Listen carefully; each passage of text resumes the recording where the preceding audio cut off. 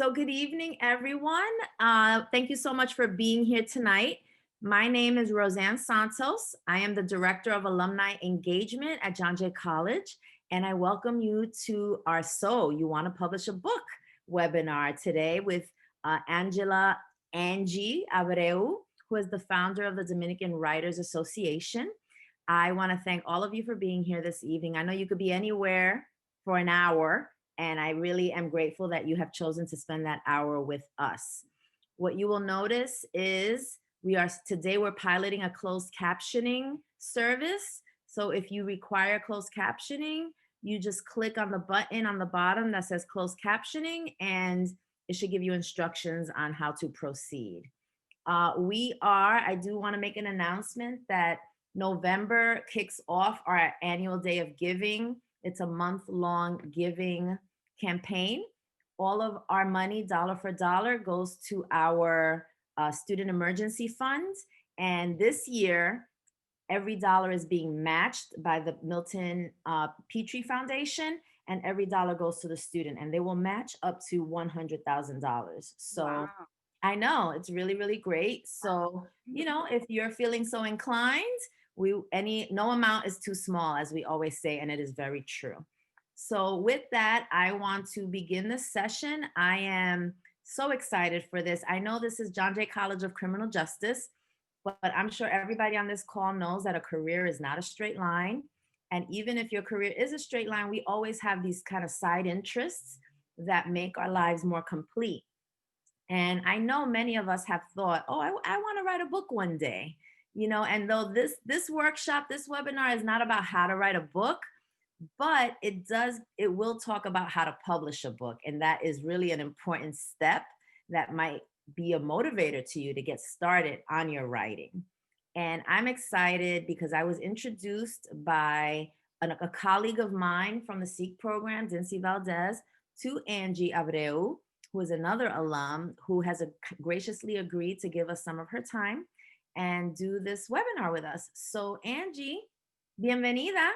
Thank you, Roseanne. You're You welcome. just reminded me, I did the SEEK program at John Jay. Okay, yeah. Like, wow, it still exists. That's yes. Wonderful that Absolutely. the program is still out there. Yes. So before we get to the nitty gritty, can you complete the sentence for me? If it weren't for John Jay, ... If it weren't for John Jay. Let me just be very specific. If it weren't for a John Jay professor failing me in my last class for me to graduate, I would not have taken the creative writing class that got my brain thinking that I've never read any Latino authors, and hence end up creating Dominican Writers Association. That's amazing. Talk about a silver lining. Yes. Thank you for sharing that. We don't always want to share that we failed a class. Oh, it wasn't my fault. Okay. Right. I'll share that. No, I believe you. Trust me, I believe you. So why don't you tell us a little bit about yourself, your career journey, and you kind of already hinted to what led you to Dominican Writers Association. Sure, wonderful. So I went to John Jay after transferring from Lehman as a nursing student. That was my aspiration. I went to High School of Health Profession and Human Services, where we studied anything and everything that had to do with the health profession field. And from there, I went to Lehman. I wanted so bad to be a nursing student, but math and science were not my thing. And as a first generation student and the first one in my entire family to attend college, I didn't have anyone to give me that support that I needed and that encouragement that I needed to keep going with that aspiration. I mean, looking back now, I said, if I had someone like who I've become back then, I probably would have finished nursing, because it would have just been, my finding a tutor or figuring out, a way to pass my chemistry classes, which were the ones that were killing me. But I ended up quitting nursing, and I said, okay, I'm interested in psychology, but I don't want to be a social worker. And I found the forensic psychology program at John Jay, and that really sparked my interest. And I transferred and I ended up getting my degree in forensic psychology and a minor in deviant behavior, if I remember correctly. Okay, wonderful. And I'm not sure if you want to share this story, but what led you to, you know, DWA? What was the impetus for starting this organization, this association? The impetus was that while I was taking a creative writing class at John Jay, I was writing a lot of stories that had much of my Dominicanism in it, my traditions, my culture, my language.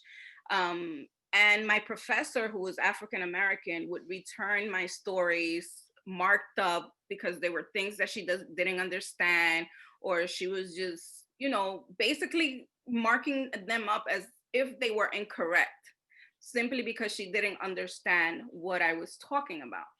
And that really opened my mind. And I asked myself, there has to be other people writing our stories. I can't possibly be the one experiencing these things. And it dawned on me that I had not read a Latino author, and let alone a Dominican author, when I was in college. So I Googled any, since I'm Dominican, I wanted to see there has to be some Dominican writer out there. And I looked them up, and that's when I found Julia Alvarez and Angie Cruz and Juno Diaz, and eventually Nelly Rosario. And now up to date, we have more than 100 Dominican American books out there written by Dominican American authors. So since the time I graduated, we have been publishing more and more, which I'm very proud of. Um, I didn't right away start Dominican Writers Association after that. That came into being because I used to have a poetry collective, an open mic that I used to host in my apartment in the Bronx. And then I moved it to a venue in Washington Heights, and I would bring poets from the New Yorker Poets Cafe, and just to have the arts within Washington Heights.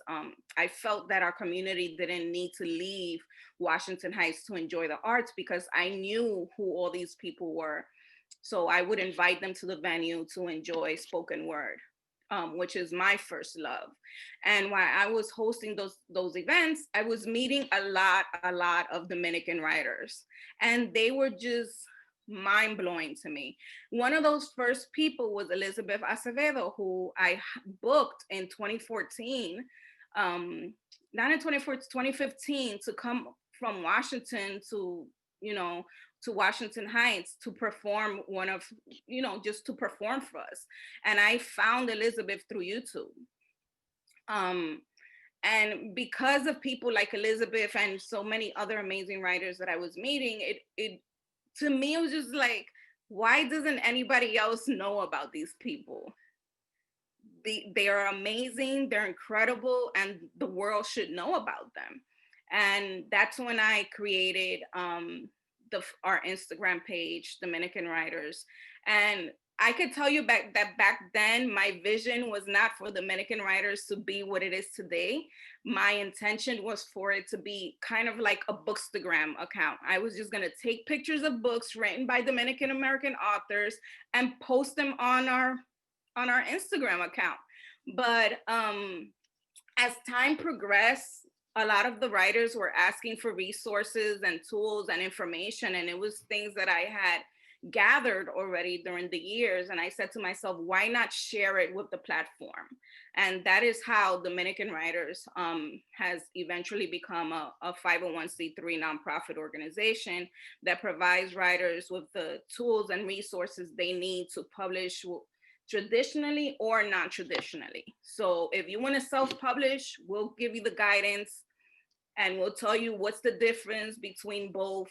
What do you have to do, to what process you have to undergo to publish either way. So that's what we do. We offer writing workshop, reading events, we do book launches for folks, we donate books, we have a book club. Just recently launched our literary box, which is, I should just show you what it is. Yeah.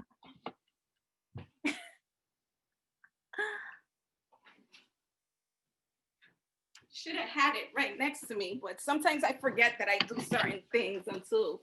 So we recently partnered up with OneKin, which is a retail service that helps Black and Brown businesses. And this is a book box that we launched recently for where if you purchase the box, you get 4 titles for children's books. Nice. So that's kind of like what people are doing now with clothing. Right. So Yeah, we have yeah. this book, Anacaona. This book recently, If Dominican Were a Color, it comes in Spanish and English. I love that. We also have this book, which is wonderful, is a story of a little girl who immigrates to the US. And she's telling her mom brings her to Coney Island, and she's like, this beach doesn't have palm trees. You played me. Right? And it just reminded me so much of my immigration experience, because I came here when I was 3 years old, and it was just so different coming to this cold country, and you know, you're locked up in an apartment, you can't go to the park and the beach like you do back home. It's you know, it's a culture shock. So she kind of goes through that, and this is a children's book. And by the way, this book is self-published. This book by Anacaona was written by a 10-year-old little girl. It's also self-published. And this book is self-published, Camila and Doreen. And if you look at the illustrations in these books, they are amazing. So people who poorly self-publish, they have no excuses to do so. Because, you know, if you invest in your work, so you see these illustrations, it's worth it, right? Anacaona, this is a beautiful book, and it is the only children's book that exists speaking about who Anacaona was. So look at these. Let me see if I show you something that's cute. But look at these illustrations, teaching our kids about our history. So within this book box, we include books to encourage reading at a very young age, and also so that Dominican children have books where they see themselves reflected and represented. Because I didn't read a book by a Dominican author until I was 22 years old, and I didn't think it was fair. And now we're able to provide a child with the opportunity to read books from our culture where they see themselves, Black and Brown kids, in the books that we write. Congratulations. Thank you. That is such an excellent accomplishment. Can I ask what is my dog went. What will that retail?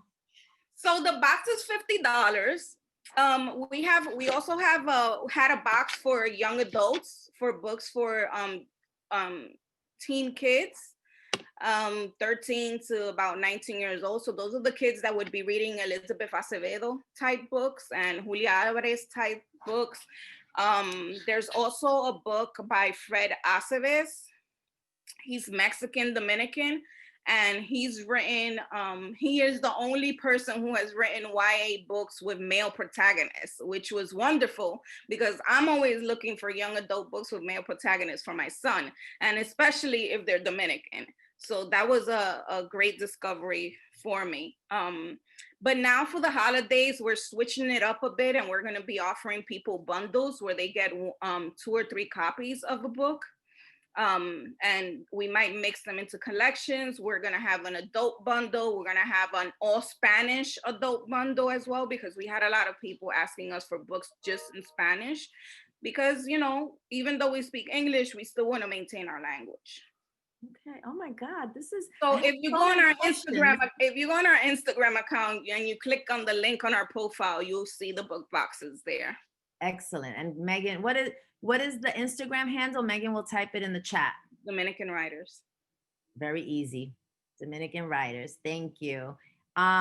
So I have so many more questions, but let me get to the next one, which is, can you tell us some of the services that DWA provides? Like, do you already have to be a writer? Do you have to be a published writer? Like, how does it work? Do you pay a membership? What is your model? So we do have memberships on our website. We have membership for just the person who writes and who wishes to support us and who wishes to receive resources. And we also have a membership level for just the professional person who's involved in publishing, whether it is someone who works in the publishing industry, whether it's a literary agent, whether it's art, an artistic illustrator and whatnot. Those are more the professional levels. Anyone who writes, you don't have to be a professional writer, you don't have to have a body of work, and has questions can definitely approach us for any of their publishing needs. We do offer a lot of writing workshops on different topics. Currently now, every Monday, we have Instagram Live where we're doing NaNoWriMo. And NaNoWriMo is the National Novel Writing Month. And one of our facilitators walks the writers through the process of writing 50,000 words in 1 month, right? So we encourage 50,000 words, but if you end up writing 10,000, 12,000, that's great. It's just, getting you started on that project so that you could eventually complete it and publish it if that is so your desire. And it doesn't have to be a novel. It could be a poetry book. It could be your college thesis. It's just for you to write. Whatever it is that you're writing is just for you to complete that you're writing. Okay. So Angy, how do you publish a book? Spill. Let's hear it. So what are the steps?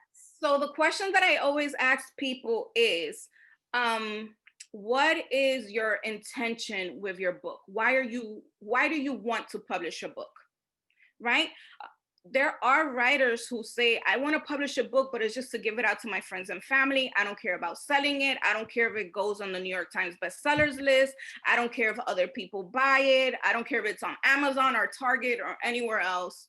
And that's fine, but I asked that question because there are specific platforms that allow you to get the maximum from your book. So for example, I always tell folks, if you're going to self-publish, I suggest you use Ingramspark.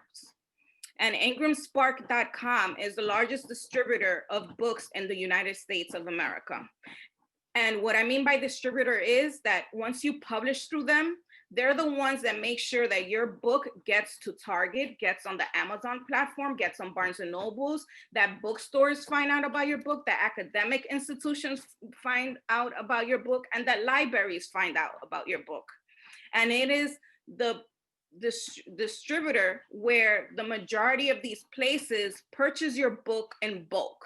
And that's what if I publish, that's what I want. I want the most people to be able to purchase my book. And if I want my book in a bookstore, I want a bookstore to have easy access to my book and be able to purchase 100 copies at a time. Whereas, can you spell that Ingram, whatever that is? It's INGRAM Spark.com. Even if you misspell it, Google's gonna bring it up for you. Okay, thank you. I'm sorry to interrupt. And the difference between Ingramspark and Amazon is that Amazon is the largest competitor for bookstores, and they do not want to buy your book from Amazon. They do not.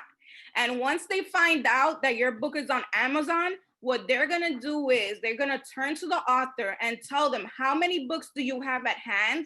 And we will purchase those. So if you happen to have 5 to 10 books or 15 books, that's all they're going to buy from you. Whereas if your book has been published through Ingramspark and it's available through their distribution service, they will buy definitely more than 15 copies. And they will display the book in the bookstore, and if it sells, they'll continue refilling it. Okay, so maybe maybe I'm asking the question wrong, but I come to you, I have a manuscript, I have no idea what to do. So take me through, publishing a book for dummies. What is the first thing I must do? Well, some people want to publish traditionally, and that would be one of the first questions. I would tell them, I would explain to them what the process of publishing traditionally is. You need to have a completed manuscript. What genre does your manuscript fall into? You need to get a literary agent. And in order for you to get a literary agent, you have to query a literary agent. And a query is a one-page letter where you describe your book to this literary agent, and you try to convince them in a one page that your book is the shit. Like, you need to represent me. You understand? You need to represent me. You need to represent my book. And literary agents have specific times during the year where they accept queries. So you could, for example, on our website, if you go to Dominican Writers, if you click on the Writers tab and then you go down, you click on Writers Resources, we have a host of resources that we provide to writers, including a list of literary agents. And when researching literary agents, what I advise you is, what are your favorite books? If you're publishing nonfiction, who published your favorite nonfiction book? Look at the publisher, right? Look at the credits. Most of the time, authors give credit to the literary agents and anyone who helped them with their book. Find out who that person's literary agent is, and then find out how you could reach that literary agent and query them. Because you should always query a literary agent who falls in line with the genre of your book. So if you wrote a romance, don't go querying a literary agent who only publishes history. It doesn't make sense, right? That's not what they're interested in publishing. So you have to look up all that information. It takes a lot of research, which is why we tell folks to have a finished manuscript, because once you finish that manuscript, now you can move to the business end of your book, which is finding a literary agent. And getting a literary agent is not something that's going to happen overnight. There's people that spend a year or two or even more searching for a literary agent to represent them. And then once they do find a literary agent and that agent decides to work on you, it might take them anywhere from a year or more to find you a publisher who's interested in purchasing your manuscript. So during that time, you need patience. You need to decide, can I dedicate 5 years for this book to get to where I want it to be, right? For example, Angy Cruz published Dominicana. It took Angy Cruz about, let me see, I think she got about 20 rejections for Dominicana. And it took her about 2 to 3 years to get a publisher to purchase the book. And the publishers who kept rejecting her book kept telling her that that book wasn't going to resonate with anyone. So I don't know how many of you have read Dominicana by Angy Cruz. Not yet. None of you? Okay, well, you should read. It's a wonderful book. It's been shortlisted for awards, and it just, and it turns out that even though Dominicana is a book that centers a young girl who is married off at the age of 15, who has to immigrate to this country and live a different life, and who experiences all sorts of challenges, it turns out that the immigrant experience doesn't only pertain to Dominicans, right? People immigrate from all over the world. Women immigrate from all over the world to the US. And she gets tons of people emailing her from India, from Moscow, from all over the world, telling them that this book touched them, that they understood what the main character was going through. So it's wonderful to know, to hear these things when a publisher didn't believe in you, right? Absolutely. And decided to reject your manuscript. So now, now that this book is making money, I'm pretty sure a bunch of them are kicking themselves in the butt. Okay, so that's the traditional track. Yeah, so the traditional track is a lot longer. Yeah. And you need patience for it. Also, if you go on our Instagram account and you click on our IGTV, we during the last month or so, every Tuesday I dedicated a space to have an interview with a publishing professional. So you will find about 2 interviews with a literary agent, 1 with a publicist, 1 with an art illustrator, and with editors in the publishing industry who talk to our writers about the process. So if you want to learn more about the process, I highly encourage that you go into our IGTV and look up those interviews. They drop a lot of gems. They walk you through the entire process of what you can expect and what not to expect when you work with these professionals. So I recommend the interviews for you all. Before you get into the non-traditional publishing, which I think a lot of people are very interested in, traditional publishing is still a thing. Like, I feel like people are using Audible, people are reading on Kindle. People aren't buying physical books. Oh no, they are buying physical books. So okay, talk a little bit about Book that. sales went up during COVID. Interesting. Okay. I bought the most books ever during COVID. I think I purchased around 30 books during COVID, between books that I buy just to research. I also, whenever I find out that the Dominican writer has published, I buy about 5 copies of their books. If there's any other book that I'm interested in, I also purchase it. I purchase books for my kid. So yeah, corrected. Thank you. I really we were really active. The bookseller industry was very active during COVID. People have spent a lot of time reading. Good. And Audible is not for everybody. Mm-hmm. Not everyone likes to listen to books. It takes me a bit to get used to listening. The only book that I will tell you that I ever listened to Audible is books by Elizabeth Acevedo. And that's because Elizabeth is a performer by nature. Mm-hmm. And the way she reads the books to you is like you being in front of her during a performance. I just finished listening to Clap While You Land. Right. So I was going to mention Clap When You Land. Mm-hmm. The other sister is portrayed by Melania, and Melania is also a spoken word poet. So she has that performance cadence that not everyone has, right? Mm-hmm. So depending on who's reading the book, you could really just, not really get distracted easily, right? The Audible really has to engage you for you to pay attention to it. Also, ebooks is not for everybody, right? So there is an audience for everybody, but people are still definitely purchasing paperbacks and hardcover books out there. So take us through the non-traditional self-publishing route, and then we'll open it up to questions from the audience.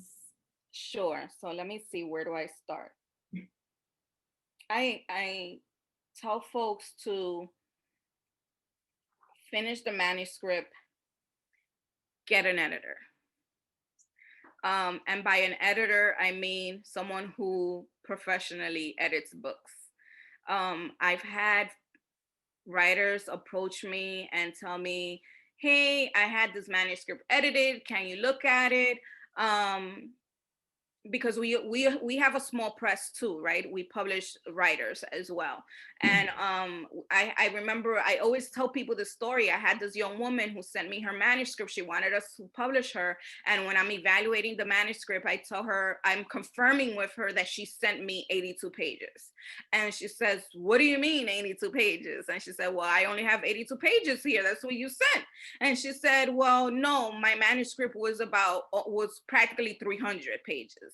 Wow. And I said to her, okay, well, send me the 300 pages then. And she says, well, that was it. The editor seems to have cut off the majority of my manuscript.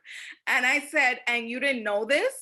And she said, no, I didn't. And that's when it dawned on me that some people actually don't know that when you're working with an editor, it is teamwork. An editor is not supposed to cut anything out without your approval, right? An editor is just supposed to mark your, sort of like when you give something to a teacher, they're supposed to mark it, and it's up to you whether you want to accept the changes or not, right? But she left it completely into the editor's hands and let them do whatever they felt they needed to do with the manuscript, and sent it back to her, and she never looked at it. She just forwarded it to me. And then I said to her, well, who's the editor? Is the editor a writer? And then she reveals to me that the editor was a visual artist, which was like, what? So you're telling me that a visual artist who has no knowledge of writing besides the basic school knowledge that they have edited your book? How? She was so pissed off. And I said to her, look, I said to her, just look at it, because sometimes it's not the quantity, it's the quality, right? And she was just like, forget it. I'm gonna hold off. I'm gonna figure it out. And that's a story that I have with people. I tell people, you need to get an editor. I've had people who send me their book because they want us to promote it on our platform. And when I don't promote any book that I haven't held in my hand and looked through, because because our brand spends a lot of time talking to people about how to publish correctly. So my motto is, aquí no se pasa vergüenza.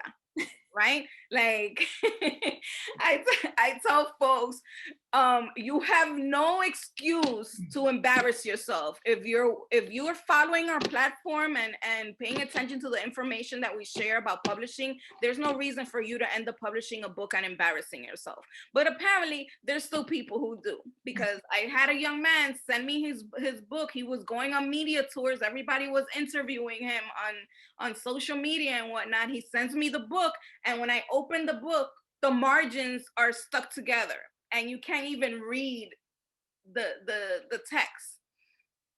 And I said to him, I'm sorry, I can't promote this on our platform. And how is it that no one has told this young man that his book is like this? And how is it that he still sends it to me like this? Right? Because when you get the book, the book is shipped to you, the first thing you should do is check to see if the printer, wherever you publish, did it correctly. And if they didn't, then return it. But don't pass it forward. And when I approached him about it and told him that he needed to get an editor, he was like, yeah, I'm getting an editor now. And I'm like, after you publish 150 copies? That doesn't make sense. You edit your book to perfection before you upload it on any platform and publish it. I always advise people, have your book go through 1 to 5, not 1 to 5. I did that with my poetry book, but that's because it was poetry. If it's poetry, I would suggest that you get other poets to look at it. Don't ask your friends, don't ask your family, don't ask your boyfriend or your girlfriend to look at it. Ask people who write poetry, because your family is going to tell you, oh, that's great, that's that's good, publish your book, mommy. But that's not what you want to hear. You want to know if there's any mistakes, if there's any grammatical errors, if your story flows, the content of your book, if it's resonating with folks, right? Those are things that you want to know. So if it's poetry, ask poet friends. I say poet friends because I also encourage people who are writing to be part of a writers community. Find other writers. Um, we have a poet community, a writing community within Dominican Writers. You do not need to be Dominican to be part of the community, but we will introduce you to other writers that you could follow. Um, and it's super important for you to find that support within other writers, because oftentimes when we write, we feel like it's a solitary um moment that we're going through, right? That no one understands what we're experiencing when we write, that no one understands what writer's block is, or when we're struggling with writing a story or whatnot, but other writers will, and they will encourage you and support you to continue writing. So that is super important.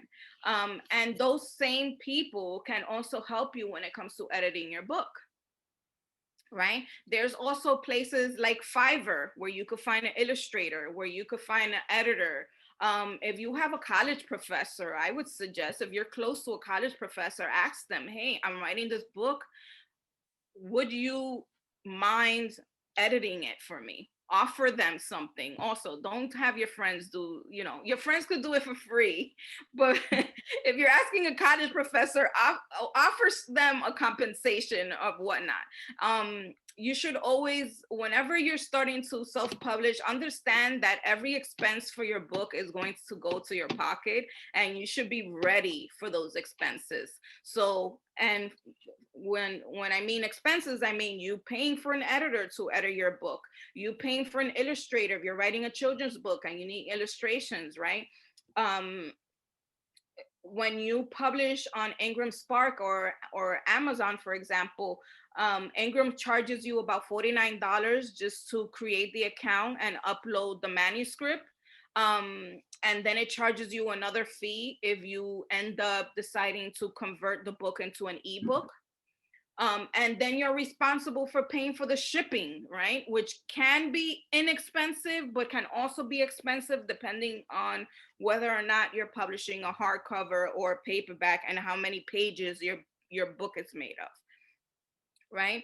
So you're the team. No one is helping you, as opposed to publishing traditionally where you have an entire team working around your book and your only responsibility is just signing that contract and that's it. Then your book goes off to an entire team who is dissecting it and getting you a book cover and marketing and promoting and whatnot.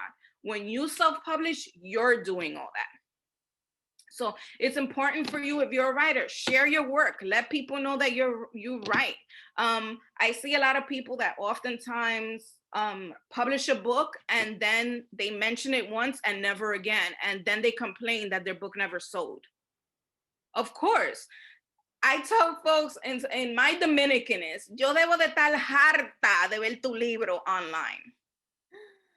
I should be fed up with seeing your book online, because the more you see how Instagram has those ads and eventually you click on it, right? That should be your book.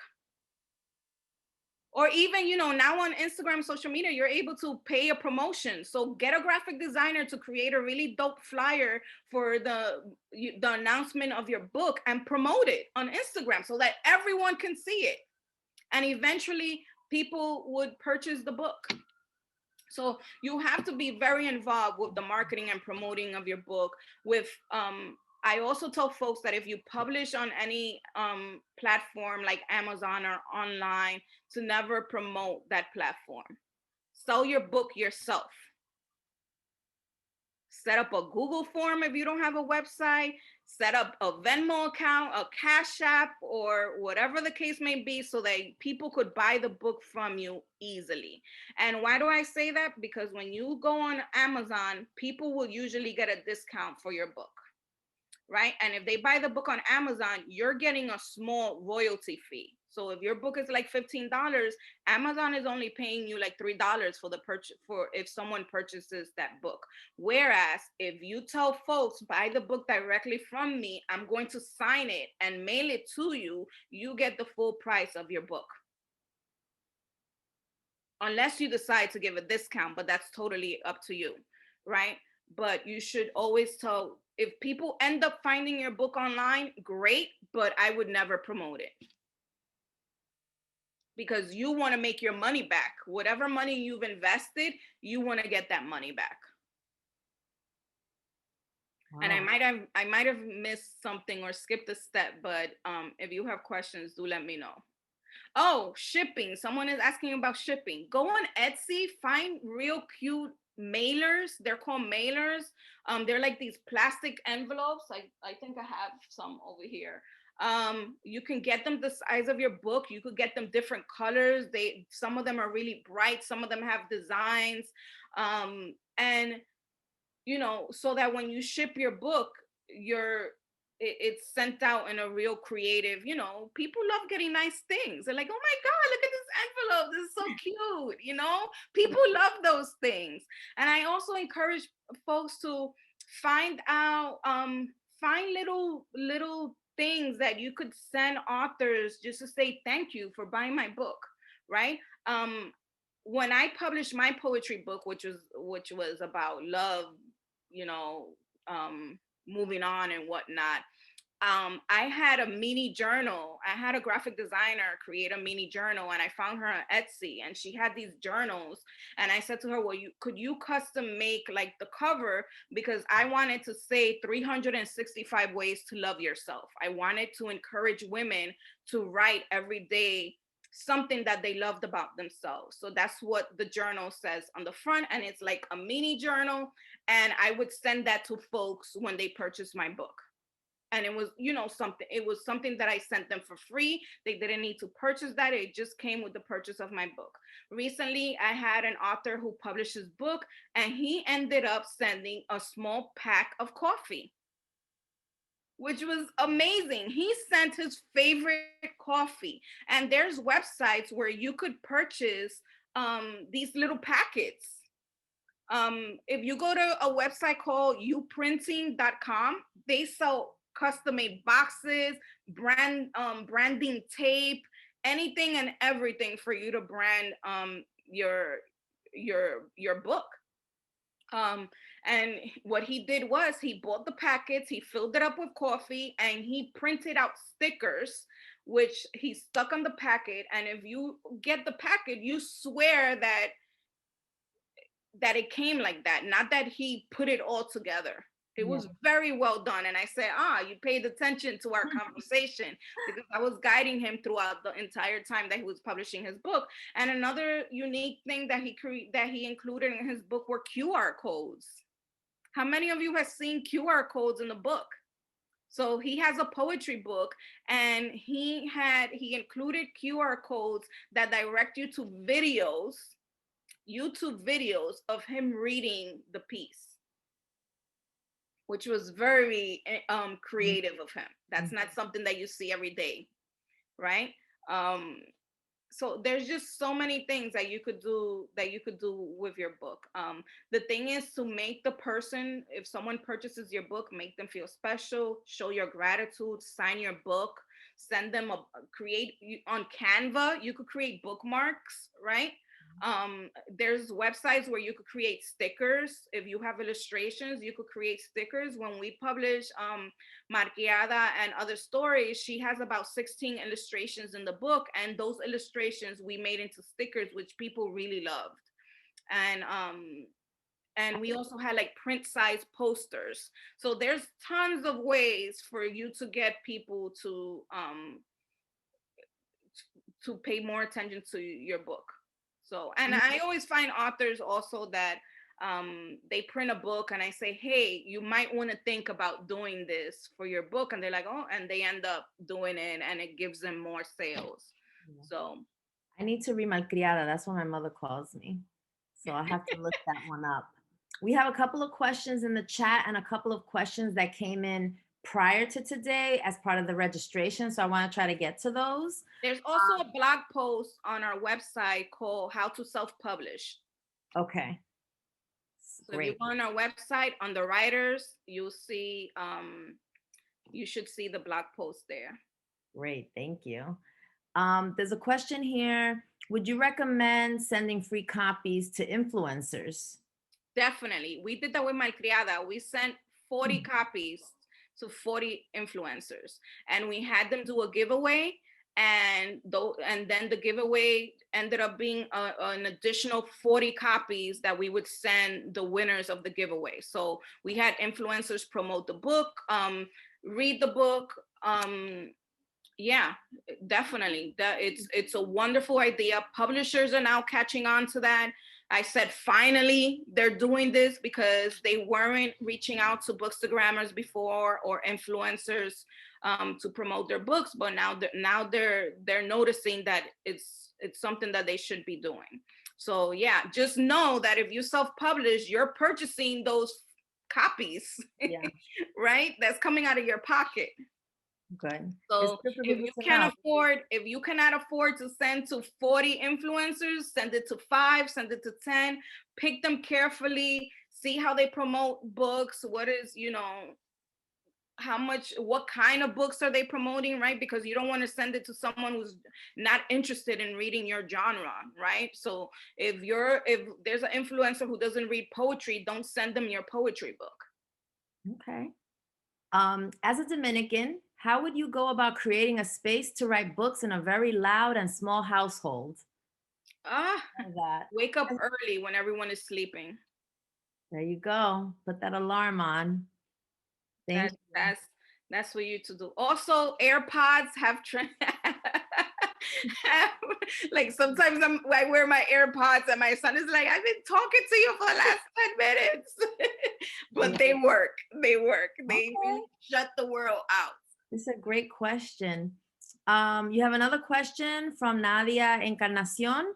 With Ingramspark for self-publishing, do they distribute for you on various online platforms, bookshops, and also create hard copies? Yes, they do all that. All of that. I suggest that you go to Ingram, familiarize yourself with the website. They also have a downloadable ebook on how to self-publish with them. Oh, that's excellent. Okay, so the resources are out there. You just kind of got to know where to look. Googlealo, como dice mi That's mamá. exactly what my mother says. Googlealo. I have many ideas. This came in before the event with the registration. I have many ideas, but I'm having trouble knowing where to begin. Do you have any advice on how to navigate the process? So I'm not sure Ideas if, on what? well, this is what I was going to say is I don't know if the person is on who asked this question, but there's several processes. There's the publishing process, the writing process, the public relations process. I would just say prioritize. What's more important?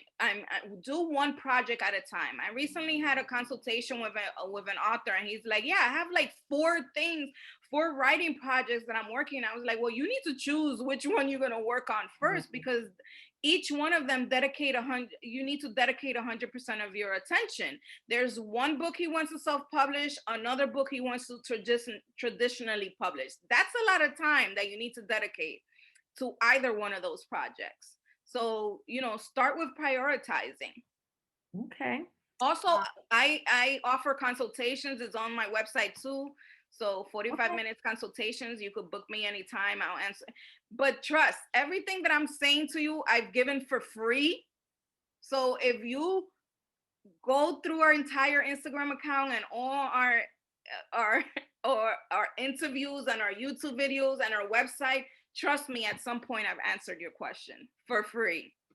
Someone said, or you can write if you have a noisy household durante la madrugada, which means in the middle of the night, like 2, 3 in the morning. Mm-hmm. I can't stay awake at that time, so that wouldn't work Yeah. for me. I'm out like a light by Me 10 p.m. too. Me too. But the early mornings does make a lot of sense. After I drop the kid off, now with working from home, you have some silver linings where you can carve out a little bit of time. Let's see. Oh, do you have any tips on structuring the manuscript writing? It depends what genre you're writing. Totally depends. But you shouldn't worry about structure until you're completely done with writing. I also suggest that you sign up for writing workshops. There's tons of resources out there. We offer free and paid writing workshops. There's VONA, which is Voices of Our Nation. I forget what the A. It was co-founded by Juno Diaz. It's for Okay. writers of color, only writers of color, and they offer writing workshops all the time. You could look them up on Instagram, Bona. Um, I would also suggest that you follow other writers on social media. There's Vanessa Martir. There's Elizabeth Velasquez, who is a high school dropout, GED, having amazing writer who just got a book deal. So you don't need to be a college graduate, professional writer, or anything like that. Just write, because once your book gets into editor, they're gonna fix all that for you. Mhm. Okay. And sometimes we get so stuck on the structure that we forget what we're writing about. We forget about the writing. Okay. Um, I really feel like I'm scared to write because I have the time but can't seem to focus. Is that a thing?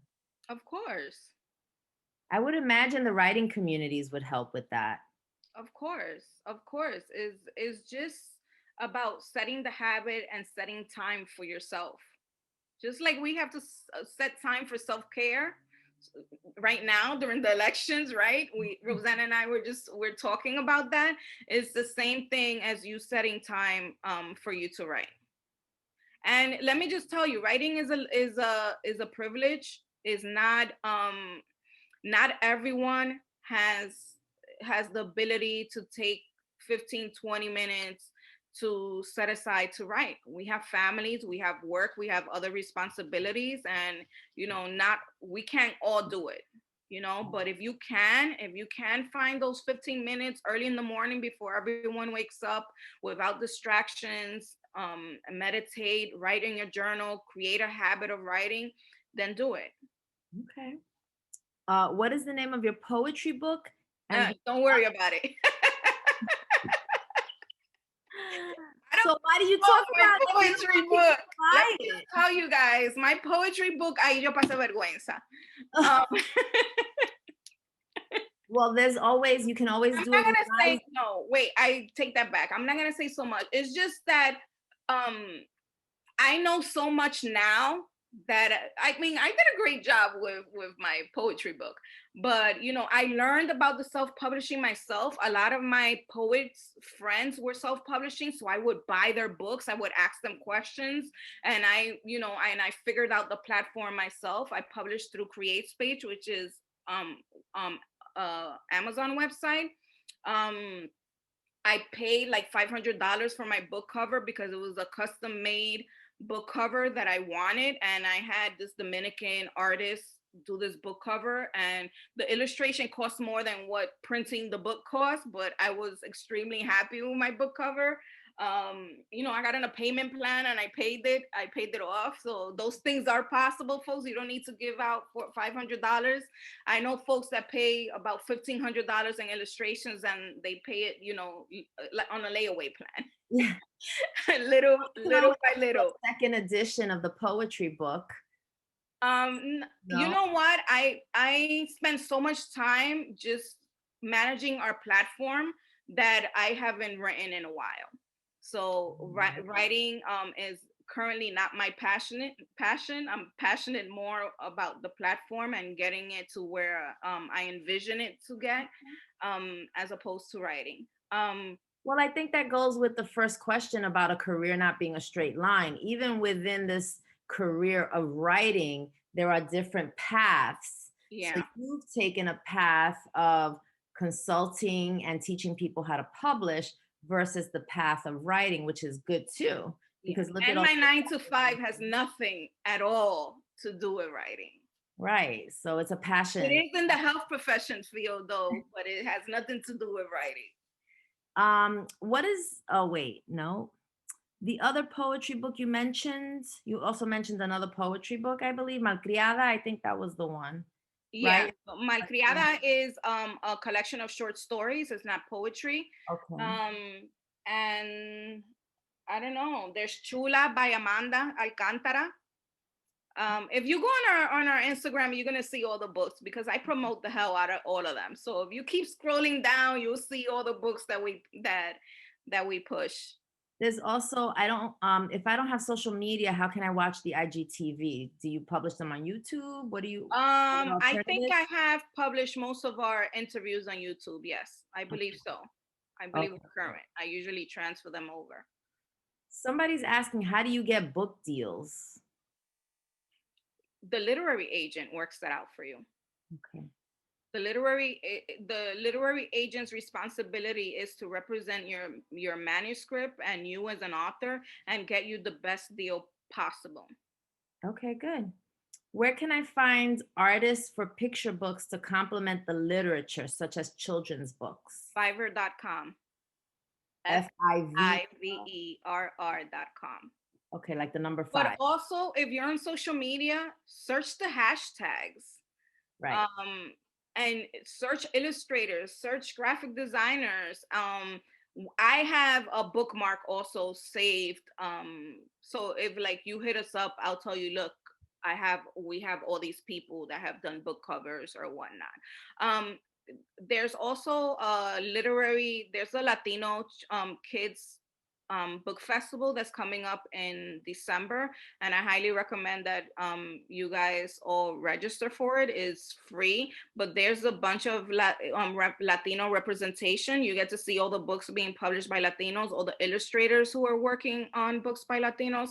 There's also websites like Latinx and Publishing. There's WeNeedDiverseBooks.com. You'll find, these people everywhere. You could just Google it or Google. ask us because but yeah, if you go on Instagram, search the hashtags, there's so much information that you'll find within hashtags. I think I suspect the answer to this, but do agents get a fee or commission off? Yes, they get about 15% off your book deal, Okay, that's good to and know that's worked out within the contract. in So advance. for example, American Dirt got a 6-figure. So you could only imagine what that literary agent who worked for Macmillan, and I know got as Yeah. a fee. So we're coming close to the end. I actually have 2 closing questions for you, since we're talking about we're in a collegiate space, so to speak. I'm wondering, does all of this apply for academic research? So if you write a dissertation and you want to publish it as your first book, or you're writing, high level academic research papers and you want to turn them into some kind of published something, does Oh this all yes. apply? Excuse me? Yes, and you guys have a professor in John Jay, who is your Dominican history professor, Mr. Edward Paulino, who has a book coming out. So, and it's an academic text. Most colleges publish academic texts, but if not, you could always choose to self-publish. Mhm. Yeah, As he long does a as lot you of work as long as around. you edit it, get it edited, and include all the information of your research and whatnot, of course, you could definitely self-publish. Okay. He does a lot of work around the border of Haiti, DR, Yeah. a lot of history of that. Hmm. Really good work. Yeah, I Um, just had a meeting with him yesterday. Yeah. oh, nice. I guess I want you to close out with, what has been one of the biggest rewards of doing this work? The biggest reward is every day seeing more and more Dominican American authors publishing. Okay, so you're reaching your goal. That's your mission. Yeah, that is our mission. Yeah. Yeah. To see So more and more of us out there writing our stories. And I want to encourage you, whether you are Dominican or just an author of color, to please continue writing our stories. Please. Our children need them. Our stories matter. Um, and I shouldn't be reading Huckleberry Finn in high school, right? Our kids should be reading books where they see themselves represented. agreed, agreed. Well, I mean, Angie, thank you so much. This was excellent. You didn't need me here. You moderated your own session. So you were I fantastic. talk about this so much, you know. I learned a great deal, and I'm sure that everyone else here did.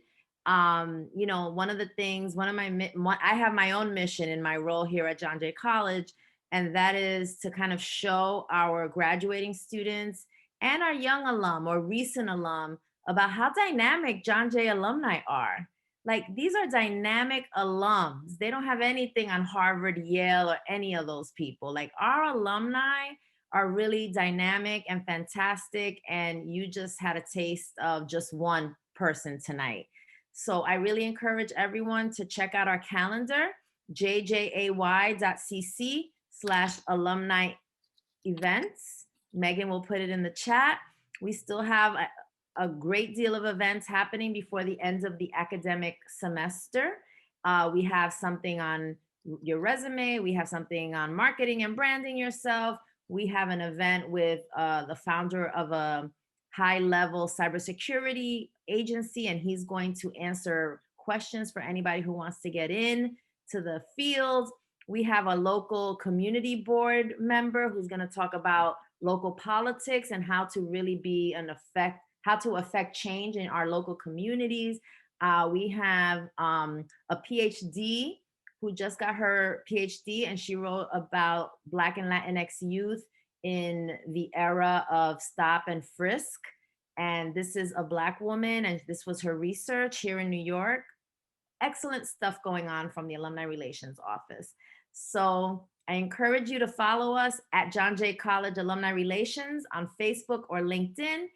And again, you can be anywhere for an hour. And I am truly grateful to you for spending this hour with us. I know people are watching intently what is going on in our country. So I will let you go so you can finish doing that, Angie.